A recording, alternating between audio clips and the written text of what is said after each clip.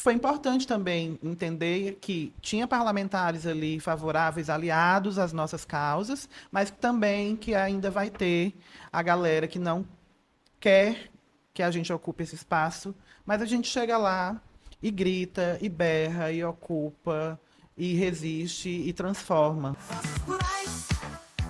Oi, seja muito bem-vinda, bem-vindo, bem-vindes ao Vozes Plurais, o podcast da Barraca da Amizade, em parceria com o Fundo Positivo. Eu sou Maiana Ferreira, comunicadora e apresentadora desse projeto, e é uma honra ter você aqui comigo. Nosso propósito é claro, amplificar, compartilhar e fortalecer as vozes da comunidade LGBTQIAPN+, em suas múltiplas vivências. E hoje temos uma convidada que já é de casa. Tô sabendo por fontes seguras que ela já passou por aqui, mas ela vai contar já pra gente. Uma mulher que transformou sua história em luta, arte e representatividade. Dá uma olhada nesse currículo, gente. Eu já vou aqui apresentar ela, tá? O nome dela é Labelle Rainbow. Seja muito bem-vinda. Ela é formada em publicidade e propaganda, designer, ativista dos movimentos sociais e defensora dos direitos humanos e da população LGBTQIAPN+. Foi estrela do documentário Labelle, tornou-se a primeira travesti assessora parlamentar de Fortaleza e tem um trabalho essencial na curadoria e júri de festivais audiovisuais da comunidade. E isso é só um pedacinho da Labelle, tá, gente? Agora eu vou aqui, ó, fechar minha boca e deixar ela falar um pouquinho sobre ela. Labelle, conta pra gente como se não te conhecemos. Então você tá se apresentando. Então... Boa tarde, obrigado pelo convite. Super feliz e animada de estar aqui hoje contigo. É um prazer. Nesse podcast, na Barraca, que é um espaço, né, que eu já conheço, como você disse, já tive experiências incríveis com a Barraca, com a equipe, com os trabalhos, enfim. Mas eu sou essa que você acabou de apresentar, recém-formada aí nos 40 anos. Travesti, negra, ativista, né? Filha única de manhinha, manhinha tem 72 anos, então é um turbilhão de coisas, afazeres, né, no meio dessa luta e resistência toda. Eu sempre, ultimamente, tenho brincado muito com as amigas, com as irmãs, a galera, que eu quero saber quando é que vão chegar os dias de glória, porque é muita luta, mas é isso, a gente topa os desafios, né, que são necessários na nossa vida e vai fazendo isso da forma melhor possível, né, mas é essa, Labelle. Gente, só dando uma ponta aqui pra vocês, quem está aqui só ouvindo, a Labelle, ela veio maravilhosa hoje pro nosso podcast. Ela tá aqui toda colorida, seu cabelo cacheado, inclusive combina com o meu. Não é, menina? Irmãs de cabelo. Não é mesmo? E já vou te contar algum detalhe que eu já te conhecia antes, dentro de um projeto que você encabeçou. Ui. Falo já sobre ele. Mas assim, conta pra gente hoje como é a tua rotina. Como é esse equilíbrio entre a Labelle profissional, a Labelle na vida pessoal. Como é que tu lida hoje? Tudo se mistura um pouco, né? Não tem Sim. como não se misturar, até porque são muitas demandas, muitos compromissos com o ativismo, com a luta, mas também, como eu disse, né? Acabei de fazer 40 anos, tô no ativismo, né? Assim, nas lutas, desde os meus 14 anos, quando comecei ali já com comunicação alternativa na escola, no Clube do Jornal da Escola, escrevendo, e já escrevendo sobre pautas bem importantes para mim, que são muito caras, né?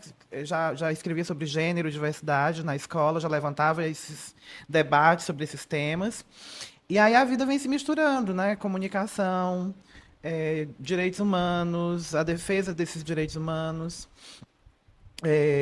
Enfim, projetos que passaram pela vida, mas tem a Labelle em casa, né, como filha única hoje de uma mãe de 72 anos.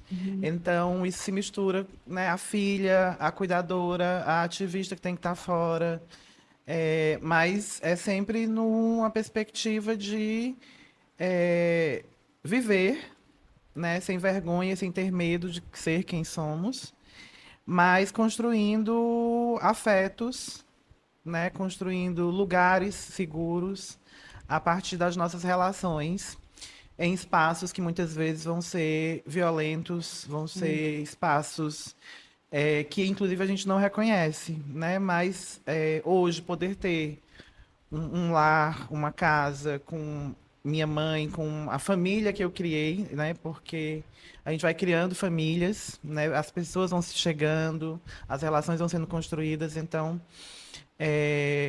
a minha vida inteira eu sempre fiz muita coisa, como está aí no currículo, um pouco da história da Labelle até esses 40 anos.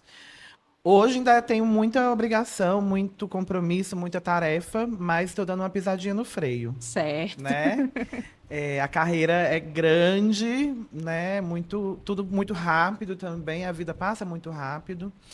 E a gente vai aprendendo, né? A viver de outras maneiras, de outras formas, com menos pressa, Sim.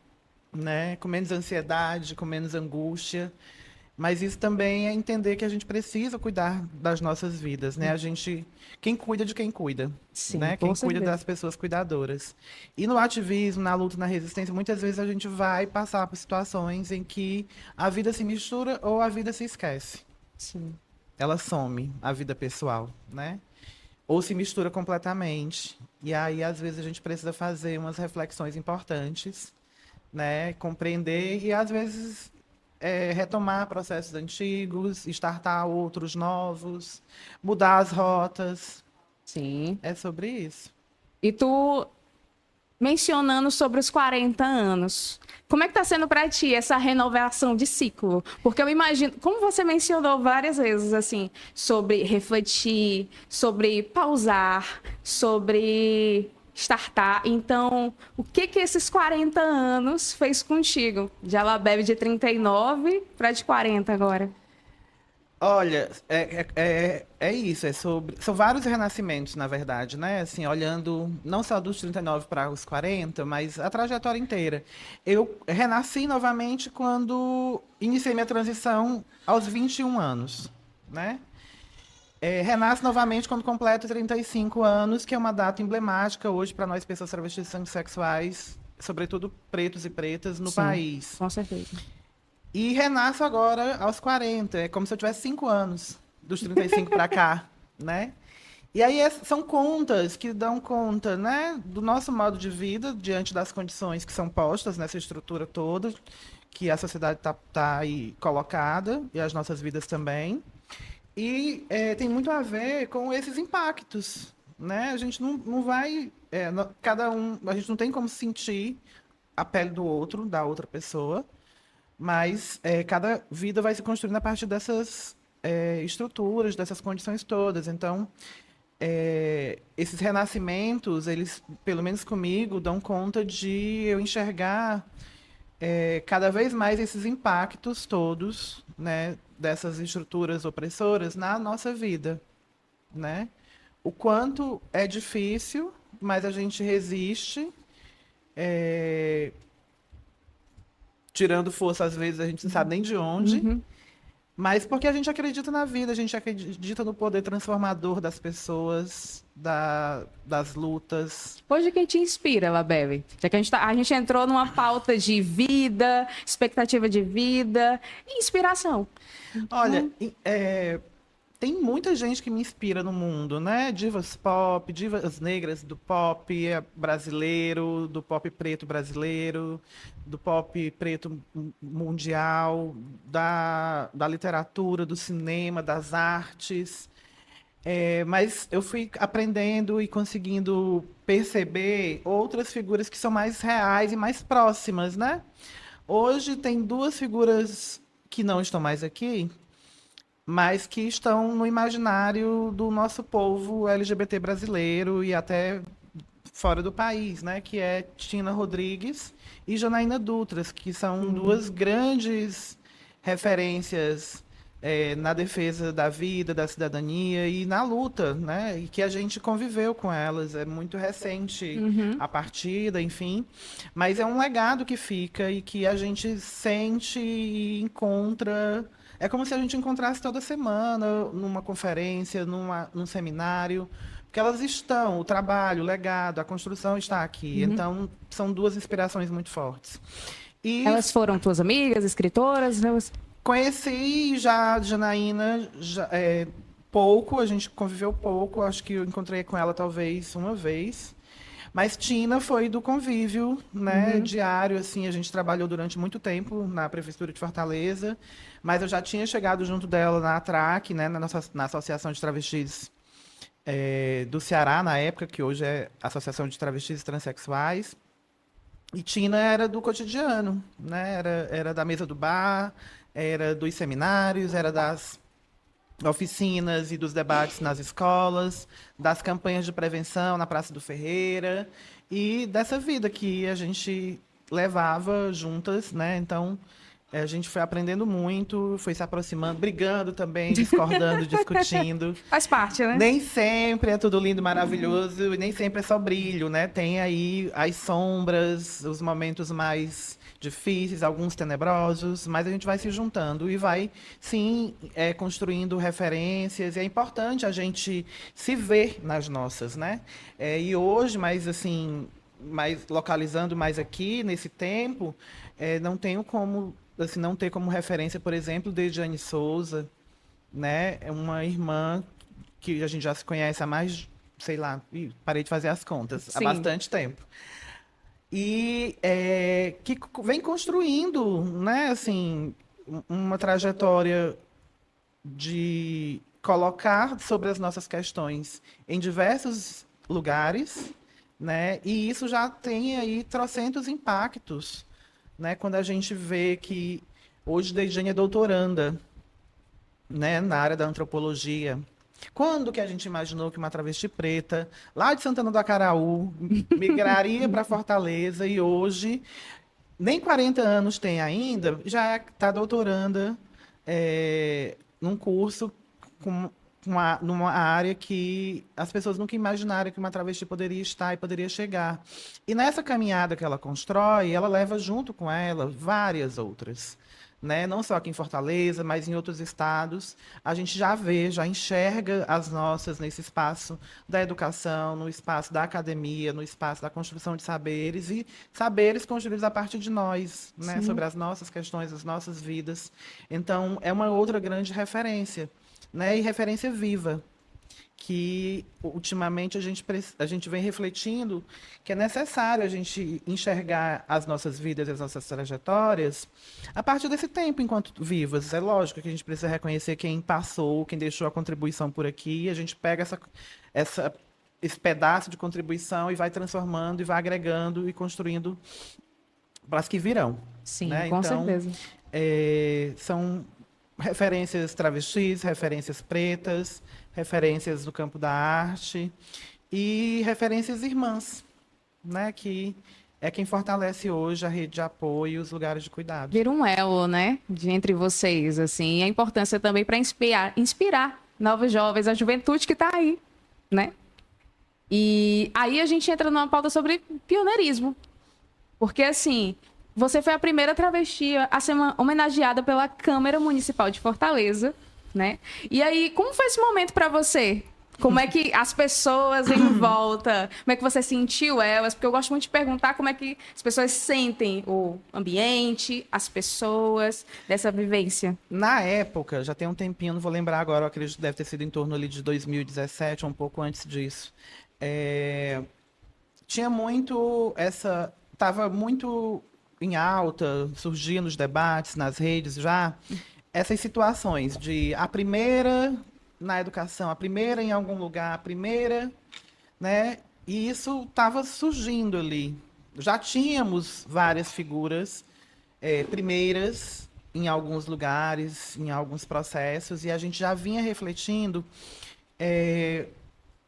quão difícil, e só quem sabe é quem estava nesse lugar de ser primeira em algum, inaugurando ali, sendo pioneiras em alguns processos, em algumas construções. E aí, no dia em questão, foi emocionante, lógico, mas nenhum dia de homenagem, né, a gente deixa de passar por situações difíceis e a luta é todo dia. Sim. Né? Mesmo no momento em que a Casa do Povo homenageia uma travesti preta, ela ainda vai chegar ali dentro, ela vai ocupar aquele espaço, mas no ativismo, na luta, no enfrentamento, na resistência, porque ela vai encontrar resistência lá dentro, Sim. né? Então, foi um dia, foi marcante, né? Importante aqui reconhecer a parlamentar na época, né? Que fez a homenagem em alusão ao 8 de março, e aí num momento super interessante e importante, né, desvincular as nossas questões do calendário de lutas do ativismo LGBT e fazer, né, intersecções com outros debates, com outras construções e trazendo mesmo a pauta de gênero, Sim. né, em outras perspectivas e trazendo para dentro daquela casa, dentro daquele espaço tão opressor, que é tão distante do povo, inclusive, né? Esse nosso debate, as nossas corpas, as nossas construções. E foi importante também entender que tinha parlamentares ali favoráveis, aliados às nossas causas, mas também que ainda vai ter a galera que não quer que a gente ocupe esse espaço, mas a gente chega lá e grita, e berra, e ocupa, e resiste e transforma, né? Acredito muito no poder transformador dos nossos passos. Sim. É impossível a gente deixar o lugar que a gente passa, nem que seja por um dia, da mesma forma. A gente Uhum. sempre está transformando, né, a partir do nosso caminhar. Então foi um dia realmente muito importante, muito emocionante, e mais emocionante ainda quando eram várias mulheres Sendo homenageadas? homenageadas, né? Eu, a única travesti, a grande maioria mulheres cisgêneras, e tinha sido combinado Bastidores, vamos fazer bastidores. bastidores. Inclusive para ilustrar um pouco dessa minha fala anterior, né? É importante ilustrar isso. E aí, nesses bastidores, havia sido combinado que todas as mulheres homenageadas teriam pelo menos ali uns 3 minutinhos de fala, Sim, sim. né? Para colocar das suas questões, enfim. E aí, dentro da ritualística, do cerimonial, da casa, as questões todas, a gente recebeu a informação de que não seria mais dessa forma e que só uma pessoa poderia falar representando todas. E Nossa. neste momento, uma das homenageadas era Maria da Penha, que inclusive abriu mão, cedeu o espaço para que eu, enquanto única travesti negra naquele mar de mulheres que estavam ali com homenagens merecidas e importante reconhecer aquelas trajetórias, pudesse fazer uso da tribuna e falar representando todas. Então, foi ali um aproxego, um abraço, um axé, para a gente poder fazer o que a gente queria fazer ali, né? Uhum. E acredito que a gente dinamizou diante da estrutura e transformou ela ali muito rápido para não deixar de fazer o nosso trabalho, de dizer o que a gente precisa dizer. Esse limão vira uma limonada, né? Depois dessa. Limonade, bebê. Adorei. Babebe, uma parte que você me contou antes é sobre o documentário também que aconteceu em 2016, é isso? A gente 2016. gravou em 2015 Ah. e estreou, lançou em 2016. Como foi a ideia? Como foi que conversaram contigo? Babebe, vamos fazer um documentário. Como foi tudo Menina, isso? foi do Neida, que Adoro. nem a gente diz hoje, né? Do Neida, um documentário. E documentário a gente tem, assim, hoje em dia está mais comum documentários sobre trajetórias vivas, Sim. né? Mas naquela época, ou na minha adolescência, eu tinha uma ideia de que documentário era sobre coisas antigas, coisas do passado, pessoas que já não estavam mais aqui. E que o documentário tem esse papel, né? De trazer ali, de aproximar esses tempos, essas trajetórias narrativas. Mas foi do Neida, na verdade, como eu já sempre tive aproximação com diversas ONGs e instituições dos movimentos, enfim. Em 2015, eu cheguei a fazer algumas oficinas sobre diversidade sexual, cidadania, enfim, com a ONG Fábrica de Imagens, Uhum. né? E na turma, eles estavam num período ali de construir os produtos audiovisuais, né? E a turma pensou sobre a possibilidade de construir um material audiovisual com a história de vida de uma pessoa travesti. E aí tinha rolado já essa aproximação, só nessas oficinas mesmo, com a turma. E aí, do Neida, a turma chama, ei, mulher, vem cá. A gente está pensando de fazer. A gente vai precisar fazer um documentário, que é o nosso trabalho de encerramento de curso. E a gente queria contar a tua história. O que é que tu acha? Tu topa? Tá a fim de ver o roteiro? Enfim, nananã. E a gente foi construindo também, né? Um doc-fic, que é uma linguagem que eu não conhecia ainda, mas foi importante, porque aí a gente também pôde experienciar isso e Conta construir. mais como é que funciona esse DocFic. DocFic, né? DocFic, né? É um mix de documentário com ficção, né? Onde o roteiro ele traz ali a narrativa documental e aí nesse caso, né? Uma narrativa em curso, em vida, mas com abertura, né? Liberdade poética para construir ali cenas ficcionais com os personagens, né, principais ali, dando conta de mostrar, trazer mesmo alguns momentos, né, da Interessante. vida. E foi muito interessante, porque a gente demarcou ali algumas áreas da vida, né, o ativismo. Na época eu estava iniciando o curso na faculdade no curso de publicidade na faculdade, na graduação, a relação familiar, enfim, e isso em algumas cenas, né, foi esse momento de ficção, mas também tinha o momento de falar, fotos, enfim. A gente conseguiu, inclusive, gravar num espaço que bem emblemático, né, para as pessoas LGBTs da cidade, que é a Toca do Javali, que é um bar que abre às sextas-feiras. Para quem não é de Fortaleza, a Babi vai dar mais detalhes. Quem é de Fortaleza já pode ir se quiser. Inclusive, encontrei ontem um amigo que semana passada foi a primeira vez que ele foi na Toca. E é uma toca. Você entra e lá você encontra um mundo de diversões adultas nas sexta-noite. E aí, como sempre gostei de um bom bar, né? De uma boa festa, de um bom lugar para a gente também poder esparecer da vida, encontrar os amigos, encontrar pessoas, É importante se o lazer, né? divertir. Aí, nesse processo de construir o roteiro, a gente ficou buscando ali, e o Benfica sempre foi um bairro muito presente na minha vida, né? Sim. Eu nasci no Mucuripe, aos 3 meses de idade, ela mistura tudo, ó. Ela tava falando do documentário, aí atrás. No Flow. Olha que Olha no aí. Flow. Nasci no Mucuripe, aos 3 anos de idade, fui morar no Bom Jardim. Dentro do Grande Bom Jardim, morei em vários microbairros, que é um grande território. Sim. Depois, quase 20, eu acho, no Jardim Jatobá. E agora estou morando na Parangaba. Então, mas mesmo nesse trânsito todo, o Benfica sempre foi um bairro muito presente nesse trânsito todo, né? Depois que ela começa a bater perna. E aí a gente escolheu a Toca do Javali por ser no Benfica e era essa representação, né? Essa representatividade ali. Era o lugar onde eu passava a maior parte do dia, né? Eu praticamente acordava, saía e voltava para casa para dormir. Casa dormitório. E muito perto da região metropolitana, então distâncias, essa questão da mobilidade, né, da dificuldade de se locomover na cidade. E o filme trouxe muito isso. Na época, eu lembro quando lançou, um ano depois, em 2016, inclusive lançou no For Rainbow. E eu super preocupada, gente, vamos lançar no outro festival, né?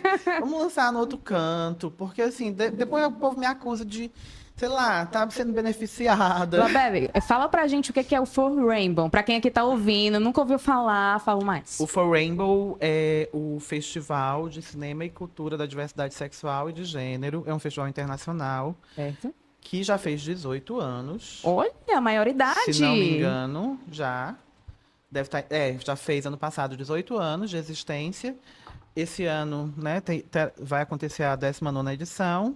E desse tempo todo eu estive presente no festival, só não estive no primeiro ano. Do Certo. segundo até hoje. E aí é um espaço, né, extremamente importante para mim, né? Inclusive, muita gente acha que o festival é da Labelle por conta do Labelle Rainbow, mas não. A idealizadora do festival é Verônica Guedes, né, cineasta.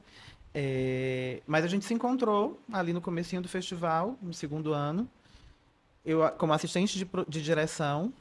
Depois iniciei com os corres de produção do festival, assumindo outras tarefas, Casou enfim. tudo, né? A publicidade, propaganda, o audiovisual, foi meio que Foi encaixando, né? encaixando, foi encaixando.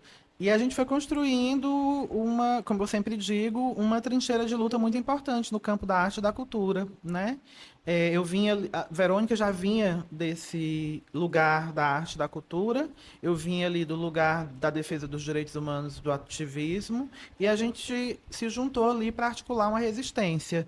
E nesses 18 anos, muita gente foi chegando, né? Muita gente foi passando pelo festival. A gente foi transformando esse festival. Ele começou como um festival pequeno, depois ele passa a ser internacional já no terceiro ano. Aí depois era só cinema, chegam outras linguagens, né? E ele foi tomando esse corpo, e aí não é só mais um festival de cinema, é uma grande trincheira de luta, é um espaço de resistência que constrói aproximações, parcerias na cidade, no estado e no país, e vai também se chegando, né, no enfrentamento às LGBTfobias, e também tem um papel importantíssimo na construção de políticas públicas para a nossa população através da arte, da cultura e da defesa de direitos. Perfeito. Aí, ó, Babé, agora a gente já vai para o nosso terceiro bloco, tá? Onde eu vou falar um pouco mais de desafios pessoais que tu teve, a expectativa de vida, sobre todas essas coisas. Então, assim, a gente sabe que a vida de uma travesti hoje no Brasil não é fácil, não é mesmo? Então, hoje, como é que tu lida com os desafios diários? Ou mesmo se você quiser falar hoje para alguém jovem que esteja se inspirando em ti, que tipo de conselho tu daria para essa pessoa? É forte essa É, pergunta, mas.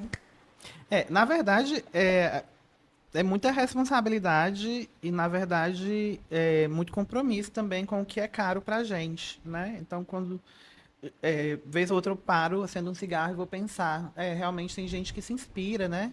Tem. Na nossa luta, nas nossas construções, no que a gente faz, no que a gente já tem feito.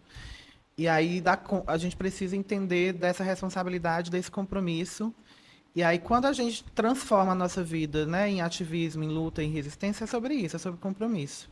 Né? As nossas questões, elas são inegociáveis, nossos direitos são inegociáveis, as nossas pautas, as nossas vidas não podem ser negociadas. E direito, como tudo na vida, não é dado de graça, Uhum. né? É fruto de muita luta e é conquista. E teve alguma estratégia que tu, digamos assim, eu utilizei isso, fui ali na saúde mental, foi alguma estratégia específica que tu poderia dar uma dica para essa pessoa hoje que está se inspirando em ti? Olhe, acreditar, né, que é possível. E eu vou trazer aqui uma coisa que Dejane me ensinou muito, né? A gente tem o direito de sonhar. A gente tem o direito de sonhar, então é importante a gente acreditar nisso. Sonhar e desejar, né? E buscar isso. Uma estratégia muito importante, eu já disse isso há algum tempo, passei um tempo dizendo nas minhas falas que o que me salvou foi a educação, né? Poder acessar a escola pública e as organizações sociais, as lutas organizadas do movimento social. Isso foi o que me deu minimamente garantias e condições de sobrevivência. Muitas vezes sem receber, sem ser remunerada por isso, sem nenhum centavo. O dia inteiro na rua com mochila nas costas, comendo cuscuz com feijão e sardinha, se juntando com as outras. Então, tal hora a gente entendeu que a estratégia era se irmanar. A gente não sabia que era esse nome bonito da academia, que tem hoje até teses sobre isso, Uhum. né? Mas a gente fazia esse corre já. A gente já estava ali vivendo e foi enxergando que isso era uma estratégia, né? Que hoje é aquilombar, hoje é se irmanar, enfim, né? São as estratégias de sobrevivência que a gente vai enxergando ali no ao vivo, no flow, no corre. E isso foi trazendo, né, a compreensão de que a gente já era muito forte por conta dessas resistências todas, mas quando a gente se juntava, isso era uma potência Sim. muito forte, né? E uma potência notada, uma potência sentida, não só por nós, né? Mas pelos espaços, pelas estruturas, né? E a gente foi recebendo também rebordosas, a dificuldade aumenta, mas a gente vai se enxergando e vai se fortalecendo. Inclusive, mesmo antes da pandemia, nossa população já enfrentava grandes desafios no campo da saúde mental, né? LGBTfobia mata, mas mata em vida, né? Ela vai tirando um pedaço todo dia. Então, E a a gente saúde está mental e a que gente está falando também de, desculpa te interromper, mas a gente está falando de uma expectativa de vida de até 35 anos aqui no Brasil, né? Então, e aí a gente precisa hoje em dia refletir o tamanho desse impacto, sim, né? Quanto de pessoas foram retiradas da vida, do tempo, do nosso mundo, muito antes disso. Muito recente a gente teve casos de crianças, adolescentes. Todo dia ainda tem. Todo dia ainda a gente tem essas notícias, né? Então, o cenário é esse. E aí a gente vai ter que refletir, e aí isso é muitas vezes adoecedor, sim. né? Saúde mental nesse país não é visto como um caso, né, assim, um grande problema na saúde pública ainda, é mega negligenciado. Dizem que não, a pandemia trouxe esses impactos todos, aí a gente precisa hoje debater saúde mental. Não, a gente tem a nossa saúde mental negligenciada desde que o país foi descoberto, Sim. né? Principalmente nós, populações negras, populações vulneráveis, enfim. Então, chegar nesse tempo de vida e enfrentando tudo isso, mas com muita responsabilidade e compromisso, né? A partir desses processos de se juntar, de se irmanar, de se aquilombar e muitas vezes divergir, Sim. né, entre a gente. Que isso é muito importante também, porque dá conta, inclusive, da gente enxergar. A gente pode não ser melhores amigas, mas a gente enxerga que a gente tem pautas comuns, a gente tem tarefas comuns e que a gente precisa se fortalecer, andar juntas para chegar ali na frente, vivas e garantindo, né, condições de sobrevivência para as outras que virão. E essa tua fala é tão importante que eu vivi isso na pele. Gente, com um momento confessionário aqui.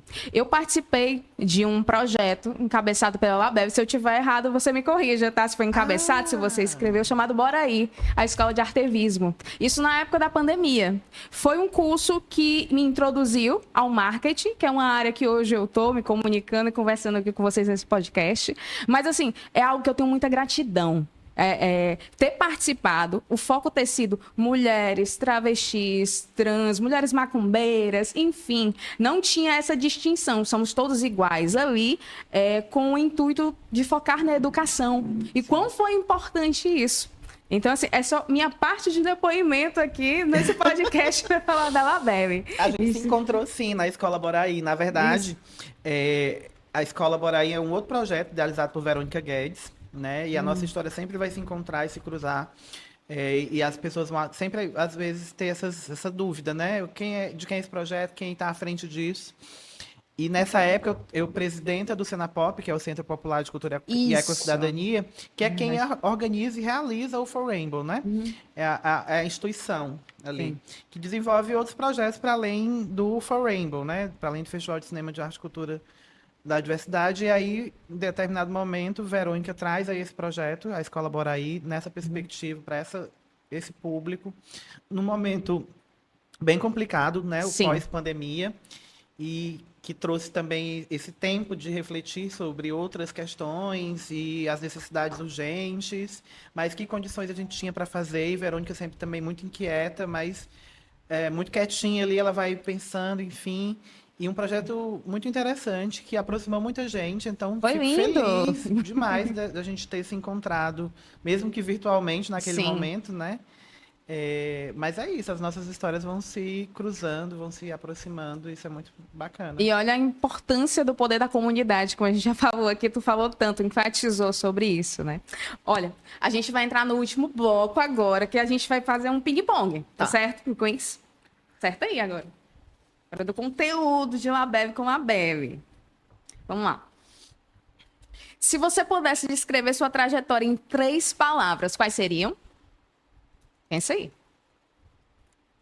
Luta, resistência e sonho. Perfeito. Se sua vida fosse um filme, qual seria o título e quem interpretaria você? Uau! Título de filme que já existe, lógico, né? Não, pode ser que não existe ainda.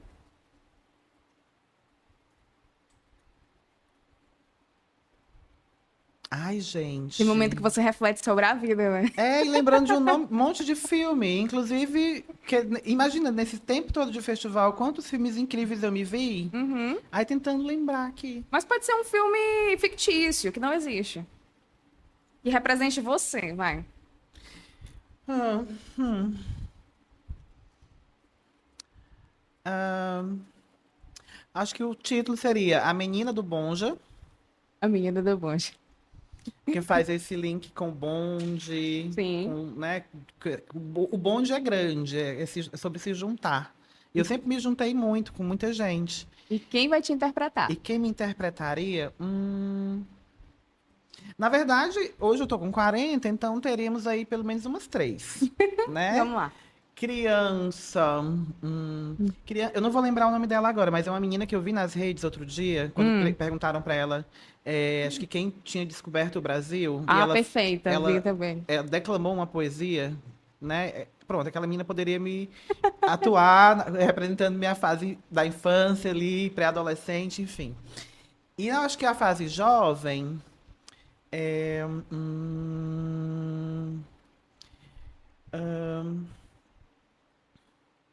ai, gente, quem? Eu Na gosto que eu fase. tô pensando nos detalhes do roteiro. É você jovem, é você criança, é você adulto. A pergunta era simples, era um ping-pong, ela já tá aqui construindo o roteiro. Ai, jovem, não sei. Tem tanta gente, tem tanta. Eu fico impressionada com a cena hoje, a cena trans audiovisual aqui em Fortaleza, no Ceará, no Nordeste, enfim, tem tanta gente preta trans incrível. Eu acho que podia ser um Bichart. Ok. Bichart podia fazer a minha fase jovem. E na fase adulta seria um sonho, seria incrível. Acho que uma Thaís Araújo ou uma Maju. Ótimas escolhas. Vamos lá para a próxima. Se tivesse que escolher apenas um, tá? Ser ativista ou artista? Ou não dá para separar? Artista ou artivista? O ativista. Artivista. Artivista. Que junta os dois. Perfeito! Complete a frase. Ser travesti no Brasil é? Viver e não ter a vergonha de ser travesti, já dizia Silvete Montilla. O que ela bebe do presente deseja realizar no futuro?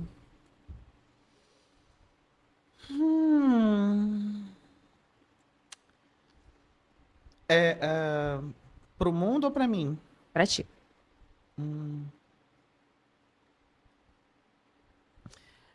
Uma entidade uma entidade da Umbanda recentemente disse que eu vou viver muito e que eu tô do caminho para conquistar aquilo que é meu.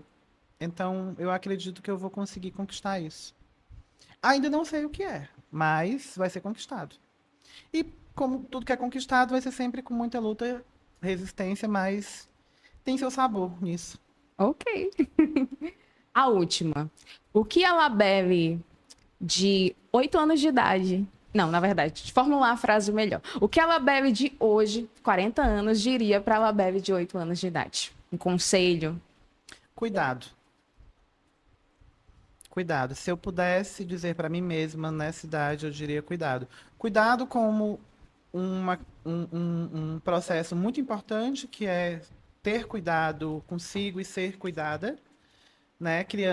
As nossas crianças, elas precisam ser cuidadas, elas precisam de muito cuidado mesmo, de muita atenção, de muito compromisso, né? Inclusive orçamentário, porque quando a gente fala de política pública, política de defesa, de garantia de direitos, é sobre enxergar, né, a problemática e sobre enfrentá-la. A gente não enfrenta violência sexual, a gente não enfrenta violência de gênero, a gente não enfrenta abuso sem dinheiro, sem compromisso institucional dos poderes, das instituições brasileiras nesse enfrentamento. Então, orçamento, é dinheiro, é estratégia, é ouvir, né? Então, e o cuidado no sentido de que a vida vai ser longa, a gente vai passar por muita coisa, e se a gente pudesse receber esses conselhos, né, e ir desviando ali, seria muito, muito bom.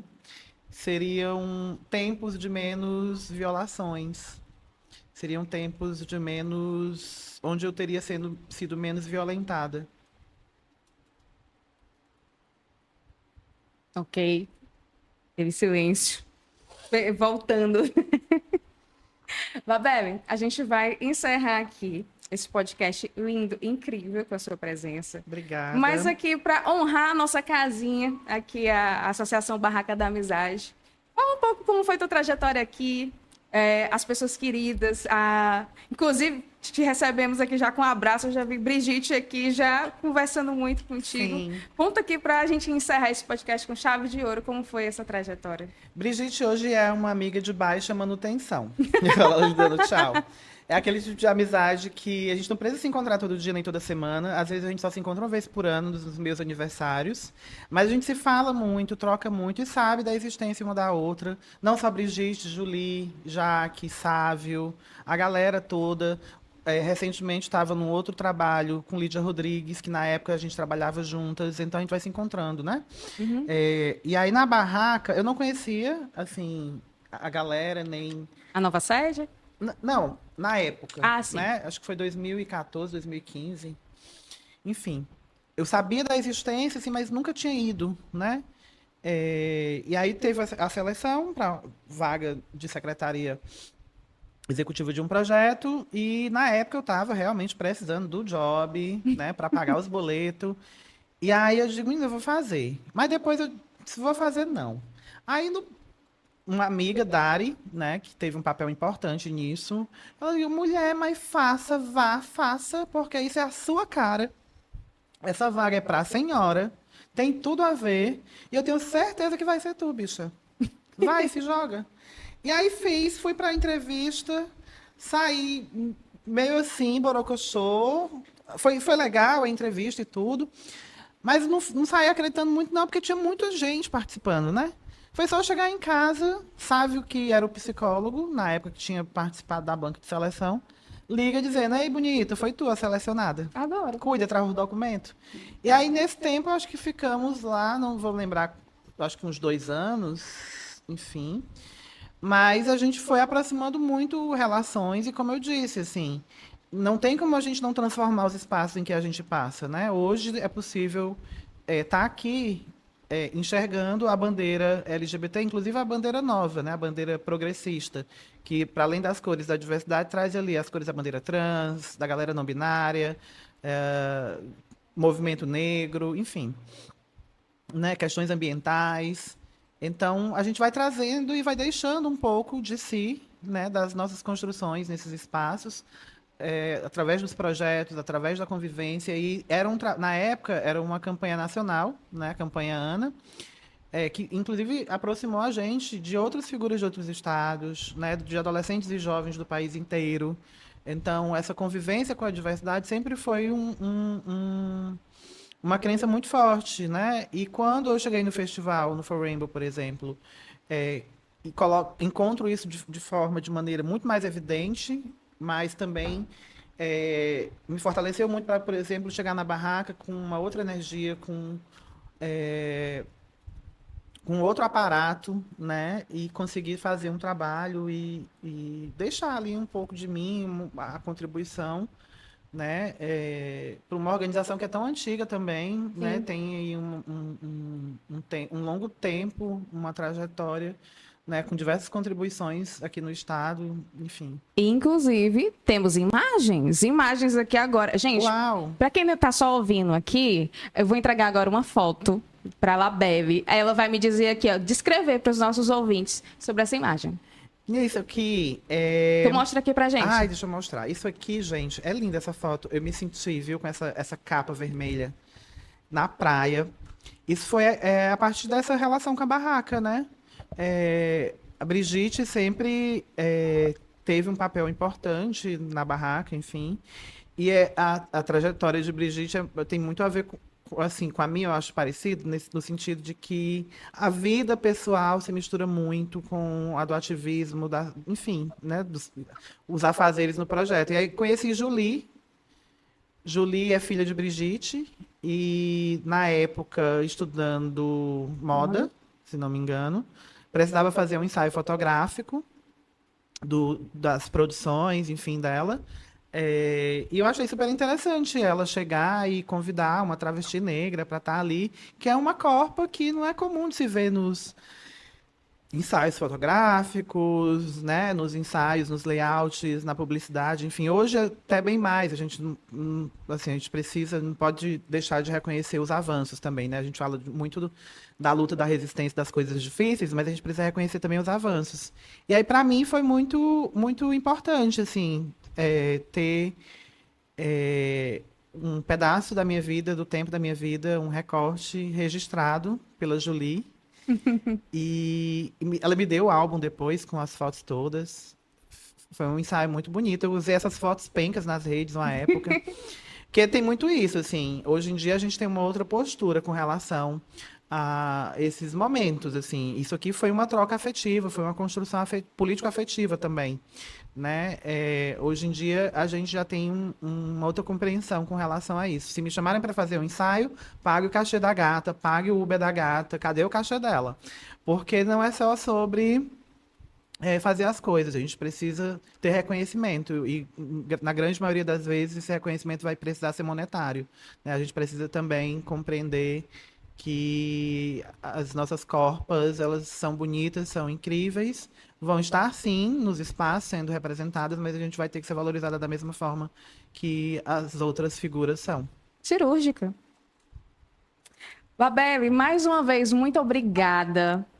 E você que ouviu até aqui, o nosso agradecimento especial. Esse foi mais um podcast, Vozes Plurais, o podcast da Barraca da Amizade em parceria com o Fundo Positivo. E para relembrar, a Barraca da Amizade oferece atendimento psicoterapêutico gratuito, terapias holísticas e muito mais. Tudo por agendamento. No nosso link da bio, você acessa no nosso Instagram e a gente não pode esquecer também que a gente também tem um chatbot para você tirar todas as dúvidas sobre ISTs e hepatites virais. E isso tudo de forma sigilosa. E como a gente ama levar conhecimento adiante, temos também cursos gratuitos com certificação da Google, também disponíveis no nosso link da bio. Babeli, mais uma vez, muito obrigada. E nos encontramos no nosso episódio. Você quer encerrar, falar alguma coisa aqui? Agradecer, gente. Foi ótimo, né, esse momento. Agradecer a Barraca mais uma vez. Super feliz. À disposição para contribuir também. Então, Show. arrasou. Encerramos. Show.